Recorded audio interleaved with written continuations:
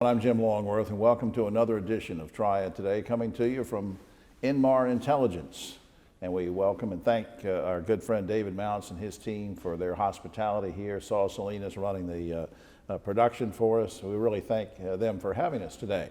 But we have a lot in store for you. Coming up later on, the Roundtable guys will be here. We'll talk about lots of issues. We have some special guests along the way, so stay with us for the whole half hour. We want to start out talking, though, about helping small businesses, especially during this pandemic. We have two very special guests who are doing some great work in that regard. Over to my right, and all this is kind of social distance, Carla Mounts is founder of something called Soy Emprendedor, which means I am an entrepreneur. I got that right. Yes. And behind us, again, is Ryan Ricardella. He's Solutions Development Associate for Healthcare at Inmar Intelligence. Welcome. Good to see you guys. Thank you. Thanks for having me. Carla, I'm going to start with you. There's something called a Restart Winston-Salem program. What's that all about? So sadly, as we restart to opening here at the Triad, many other areas, we're facing a new reality. And that is that our favorite small business, it is either closed or is one decision away to remain closed. Right. So we wanted to take action, and that's how the campaign started. So it's a very visual campaign. What it makes it very special is that we are doing a virtual grid.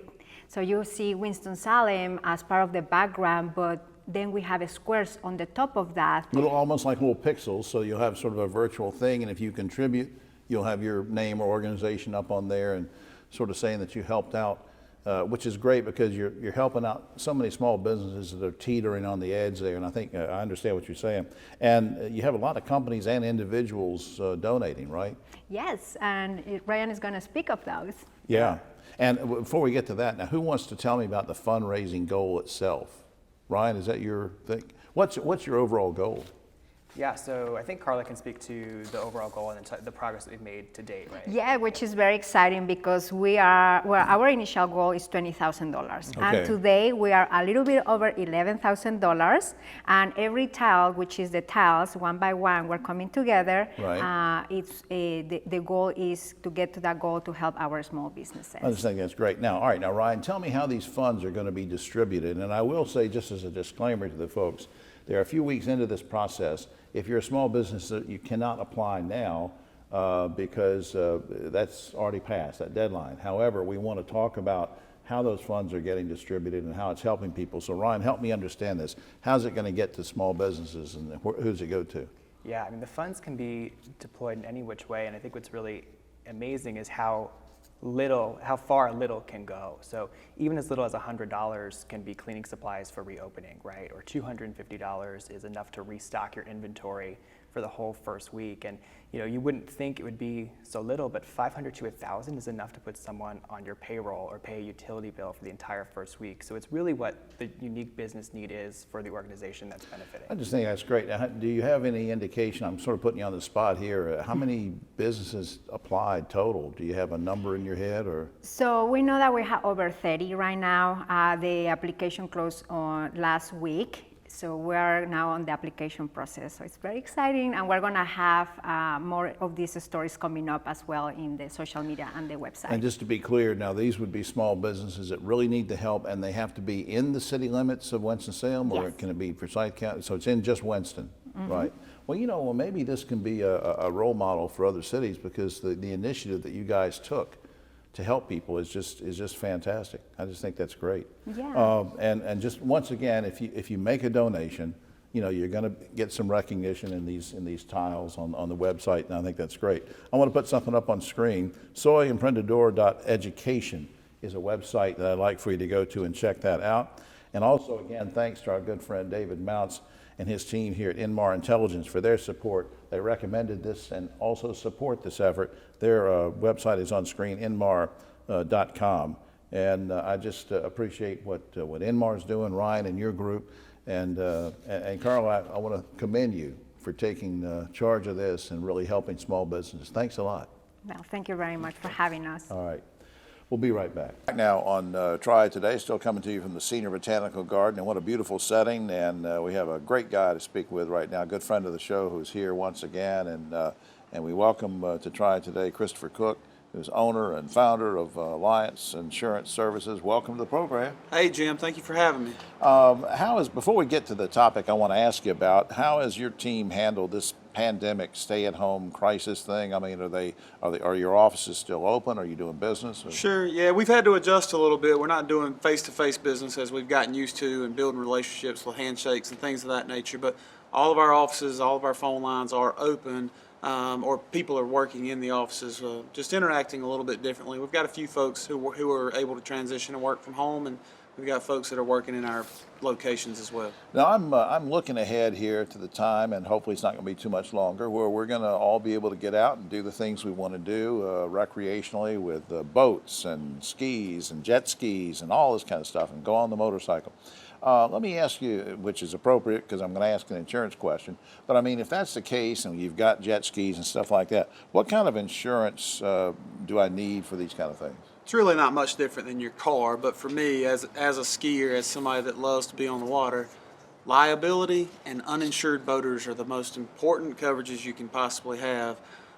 It's not required by law to have boat insurance, so unfortunately you've got boats on the water who aren't insured, and heaven forbid they were to be the one to make a mistake.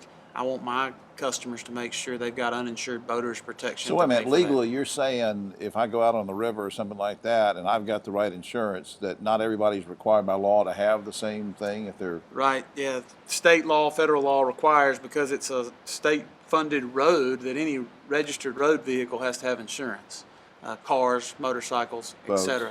Boats do not, because they're on water and there's no regulation that requires you as a boat owner to have insurance. Speaking of motorcycles, there are a lot of accidents, not necessarily caused by the people on the motorcycles. Where do we stand on that in terms of the safety issue, and any tips that you might give people? Well, I think I read a social post the other day, and I think in relation to COVID and the situation we're in, traffic is way down in general, right? Right. And hopefully as the economy starts to recover and things start to go back, we're all going to be traveling more.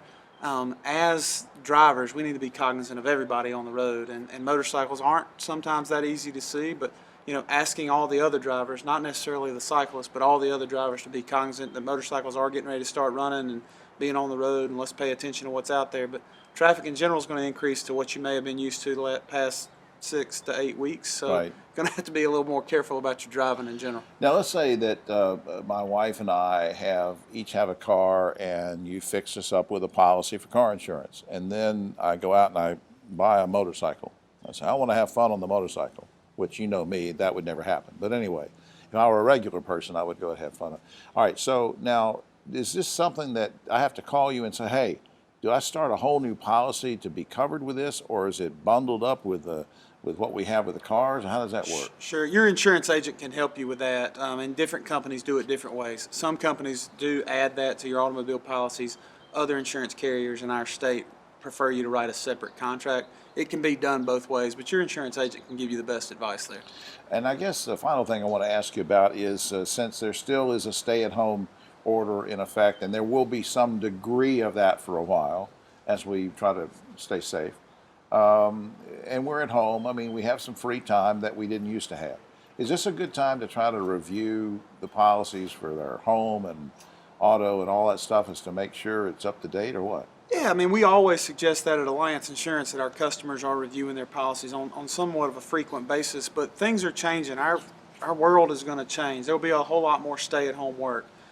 In auto insurance, for instance, your auto insurance rate's based on how often you drive. So if you drive back and forth to work, that's a little higher premium than if you work from home. Right. So if your situation's changing, you need to review it with your agent, and get your policy up to date.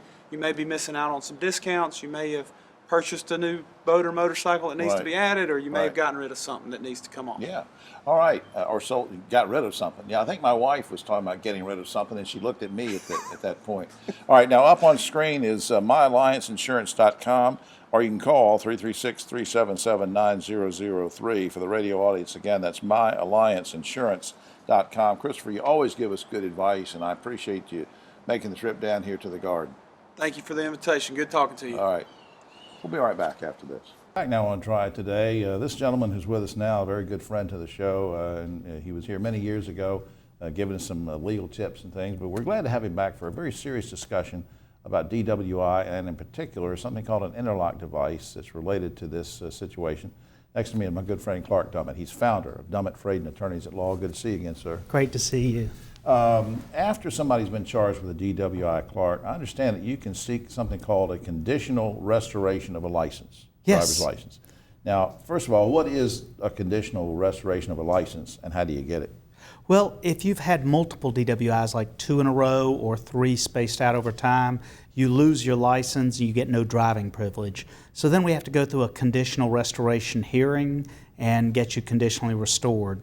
But that's where the interlock kicks in. All right, now tell me, I'm going to ask you about the interlock, but before we get going, let's explain to people what it is. We have some video of an interlock device we'll show some of that as we're talking, but what is it? How do you explain what an interlock device is?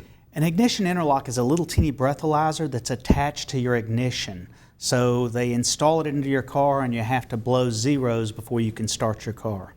It just won't start up at all. Won't start up at all. Now, when exactly are they required? I know you talked about somebody with multiple arrests. Can it be required when it's not a multiple? School me on that. Yes, it can. If you have a DWI and your blood alcohol level is 15 or higher, or 0.15 or higher, then to get even a limited driving privilege on a first offense, you're going to have to install an ignition interlock for a year. For a year? Yes. Now, obviously, if you've been drinking and blow into the interlock device, you've said the car's not going to start.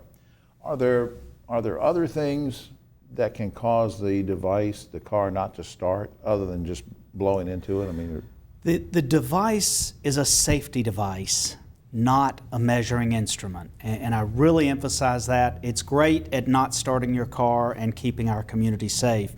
It's not great at really measuring what's on your breath or if it's alcohol or not. So there are a lot of false positives.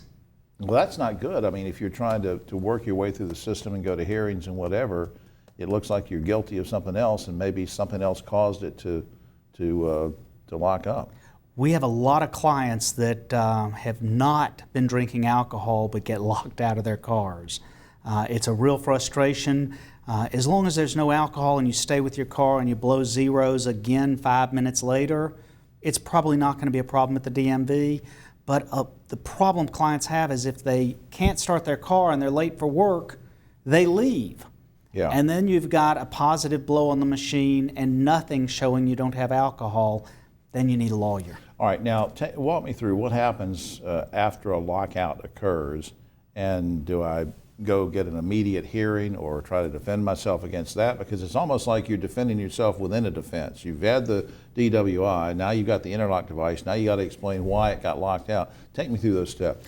Well, you would get a letter from the DMV sometimes 3 months, 6 months after it occurred, and they're going to ask you what happened at 3:30 on a Tuesday afternoon, and you're not going to remember. So it's real important that you keep logs if you ever get locked out.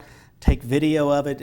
Here I've been locked out of my car. Here I can show you I don't have any alcohol. So document it well, because you're probably going to end up in a fairly contested hearing at the Division of Motor Vehicles. All right, I want to get not that this is a commercial or anything, but I just want to make sure we're clear on one point, and that is there are other reasons for losing a license other than drinking and driving, and speeding or something like that. Now, are you so specialized that you're not going to help me with that, or can you help me with that too if I've gotten caught for speeding or something? Jim, we've got an attorney for that. Okay. I think you just gave a commercial slogan there. All right, up on the screen, if you want to make an appointment or for more information, dummettfraden.com, and I'll say it for the WSJS radio listening audience again, dummettfraden.com, or you can call 877-978-3218. That's 877-978-3218. Clark, thanks for coming back. It's been a while since we've seen you, and I'm glad you explained. I wanted to learn more about the interlock device because it's important stuff. And thanks for all you do. Appreciate it. Enjoyed it, Jim. All right. We'll be right back after this. Triad Today, time to talk about conserving our land. And I can't think of a better person to help us with this topic than this gentleman who's been on the show before, and we welcome him back. Kevin Redding is Executive Director of the Piedmont Land Conservancy. Welcome back, sir. Jim, thanks for having me. First of all, let's remind everybody what your organization is all about very quickly, and just, for somebody who hasn't seen you on TV before, what's the mission? Well, Piedmont Land Conservancy, we cover 9 counties in the upper Piedmont of North Carolina, and our mission's real simple. We want to preserve land for future generations to be able to enjoy. Meaning that you want to make sure that pristine lands aren't developed, that hotels and businesses and things don't go up. And people could say, well, aren't you stopping progress? Well, no, you're being very selective to try to preserve it, right? That's right. We only work with willing landowners that want to work with us, and our goal is just to protect the best of the best. Now, there's something you emailed me about called, you said, Jim, ask me about piece of land. I'm sorry, P-E-A-C-E, like peace of mind, piece of land. What is that all about? What's the purpose? We had a campaign over the last 3 years to raise about $7.9 million, and the whole goal is to protect the Crosnor School and Children's Home here in Winston-Salem. And the property is the most iconic, it's the most well-known piece of land in Winston-Salem. The tag on peace, P-E-A-C-E, is really, the children have used that land for years. The old Children's Home, now the Crosnor School and Children's Home. They do farming and stuff like that? It's been a farm where they can get away from whatever troubles or trauma they may have experienced in life and enjoy nature. Same thing for the people driving down Reynolda Road. They look out there and temporarily all the problems from today at the office just disappear. Really great for the kids. I'm glad you mentioned that. The folks at Crosnor do such a good job with these kids who, as you say, have come from broken homes or not having parents or whatever, difficult situations. And it's just a real haven out there, that land, and you don't want to see it developed. You want to see it preserved, and so Crosnor's been working with you to support this effort, and I think it's great. Now, you have a lot of partnerships that you form with folks that are supporting the campaign. Tell me about partnerships. Well, I'll start with Z. Smith Reynolds Foundation. They're a local foundation, huge interest in North Carolina. Right. And they really stepped up and helped us get to the number that we needed in order to complete the project back in February. Many other individuals, corporations, foundations did, and I think it reflects the property itself. It's surrounded by the Buena Vista neighborhood, the Boston Thurman neighborhood, Right. Arbor Acres, and downtown Winston-Salem. So, now tell me again how far along you are in front of the goal, and how far along you are again. well, we closed on the conservation easement, so we're a little over $7 million. We checked off the box right before the economy fell apart and all the current troubles happened.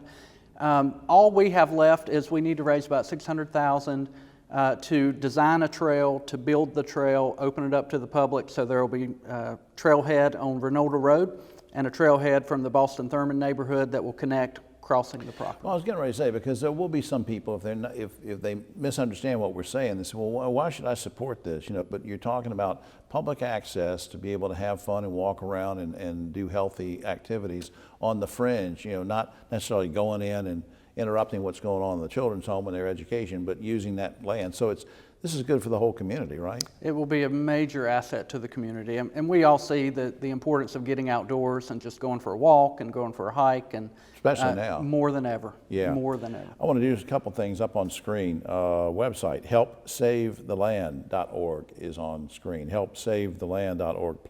Please go to that and contribute if you can. And a special thanks and shout out to the good folks at Z. Smith Reynolds Foundation. Kevin mentioned them. I want to mention them again, and their website is on screen, zsr.org, for all the fine work they're doing and the contributions they make throughout the area. Kevin Redding, good luck on this. Keep me posted. Thank you, Jim. Take care. We'll be right back.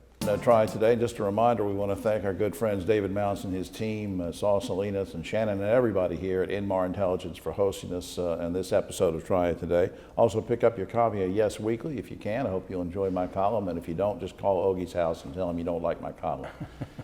And now it's time for the Roundtable. On my right, but always the political left, Ogie Overman, the great broadcaster, journalist, socially distant. Back behind us are two great gentlemen, Dr. Don Martin, who wears many hats as an educator, also vice chair of the Forsyth County Commissioners, and rounding out the group, our buddy Keith Granberry, founder of Helping Hands Consultants, doing great work worldwide, but not traveling too much recently. Absolutely. We don't want you to travel yet. No. All right, guys, this first topic is about face masks, not so much their effectiveness or not, because there's doctors on both sides of this thing. But the thing is, more and more towns are saying we're going to make it mandatory that you wear a face mask. Raleigh, Greensboro, Boone. But Nancy Vaughn in Greensboro said, look, there's exceptions. We're not going to come after you. We're not going to arrest you. But the town of Boone says we're going to fine you. It's going to be a misdemeanor. Now, my question to you guys is, should we criminalize the wearing of masks. Ogie Overman, start it off for us. Jim, I always wear my mask. I'm going to take it off now, but yeah, I have no problem with mandatory mask requirements. I have no problem with penalty. that at all. That is a small price to pay. Come on. Don, Even as a misdemeanor, if you don't do it, you're stupid. criminalizing, Don? I do not think criminalizing. I think we want to change behavior. And if it takes fines to do it, maybe, but I think we ought to try. I think I wish the governor would actually declare a statewide emergency on everybody wears masks. Keith? 54,000 people in North Carolina have contracted this. 1,300 dead, 34,000 recovering. You need to have a strict guidelines on wearing masks to save people's lives. And just as a disclaimer, so folks will know, if you've never visited the beautiful Inmar Intelligence Building, as each of us came in, we were given masks. We wore them until right before we started taping the segment. We were checked, our temperatures were checked. You know, they ask us health questions, so they're very thorough about that. I think that's what you're going to have to do. Meanwhile, on a similar topic, one major airline already, some others may follow on this, they say if they catch you taking off your mask, this one airline says they're going to ban you for life from flying. Are you okay with a lifetime ban, or one way or the other, is this going to open up the airline to lawsuits? Ogie? But here again, I have no problem with it.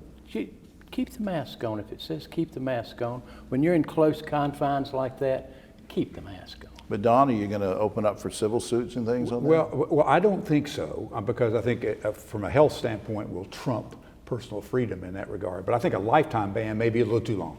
Keith? I think you can do something simple. I mean, we know that inside an airplane is so many germs flying around, but I think if you don't have a mask on, you are not allowed to get on the plane. Plain and simple. Right. Let's keep it Keep simple. it on while you're on. Yes. In reaction to recent police brutality against people of color, a number of companies are changing their image, including Aunt Jemima pancake syrup, Uncle Ben's rice, and others are following. Guys, are these companies overreacting, or are they doing the right thing? Mr. Overman? No, I think it's long overdue. I think it's way overdue to change all these racial stereotypes. Don Martin? Well, I think after 100 years, they realize their customers, there's a base that says this is unacceptable and the time is now, and they've made that decision. Mr. Granberry? Not only their base, but it's the right thing to do. I mean, the image of Aunt Jemima was done in the 1800s after a slave. Right now, Uncle Ben's rice, Land of Lakes is changing their image. Back in the 70s, Doritos changed their image. It's time to change images to fit the people that are part of this community, not just because it's the custom, but it is the right thing to do. There's a move afoot to make Juneteenth a national paid holiday so that we can all celebrate freedom of slaves and Lincoln's Emancipation Proclamation. Would you guys like to see Juneteenth become a national holiday, and will that happen? Ogie? Yeah, that should happen today. That's a no-brainer, Jim. That should go through Congress today and get signed today. It won't get signed by you-know-who. Yeah. All right, Don Martin. Well, I disagree with Ogie on that. I do not think it should be a national holiday. I think if states want to make them a state holiday, I think they should. But you've got probably 25% of the states who are not even accepted into the Union until after 1865. So I don't think it's a national holiday issue. I think it could be a state holiday. Keith, what do you think about I think what it's Don absolutely a national holiday, but the emancipation of slaves, it was only the beginning. I think a holiday has to be that black people were not even allowed to vote after they were emancipated for 100 years. So during this 100 years that they had, they were not really citizens of this country.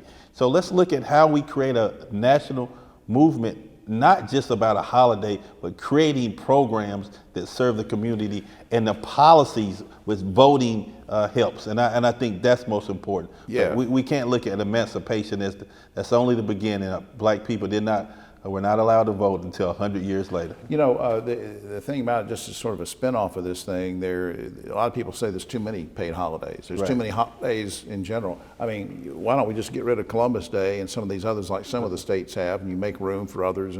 Because when you're talking about paid holidays, you're talking about, you know, companies having to foot the bill. So let's get rid of maybe the ones we don't need. All right, so I think we have, about a minute left? Are we all right? We got 10 minutes left in a 7-minute segment. Well, we're going to go 20 right here with you. I'm going to do one last topic here. Now, this is according to a recent Nielsen survey. Americans send on average 357 text messages per month, but they only send or receive 200 calls per month. Now, I personally have a flip phone, which is embarrassing to the group here because they all have the modern phones. Guys, do you mainly use your cell phone for talking, or do you use it for texting, Ogie? Well, I was embarrassed to say that I do it by more texting than I do talking. Do you? But I don't have a flip phone. I would really be embarrassed about that. Do you want me to show it to you? I believe you, Jim. Yeah, here it is. Saul can't get a close-up of this, but there it is. I have this That should because go into the Smithsonian. you should go in. I'll tell you where you should go. I like to pretend I'm, Captain Kirk, and beam me up. Tell me where I should go. Keith is back there telling me where I should go. Don, do you text more or call more? It's about 50-50, probably. Really? Keith, do you text more or call more? I text more. Show us your phone. You text more on I that. text more on this. Y'all don't text anything inappropriate, do you? All the time. Everything I do is That's inappropriate. what I was afraid of. All right, well, that's about all the time we have. Oh, except for this, I want to mention this. A Lexington woman was recently arrested because she bit her boyfriend for changing the channel she was watching. The police came into the boyfriend and said, "What happened? Tell us about it." And the boyfriend said, "I don't know, man. I guess it was a smart TV because when she bit me, it smarted." Okay. Well, if you're going to be critical, just text the criticism. Text I me got the one criticism. coming right now. Yeah, I know what you got. All right, for all of us here on Triad Today, except for Keith, and he and I are going to talk about where each other should go. I'm Jim Longworth. Thanks again to Inmar. We'll be back next week.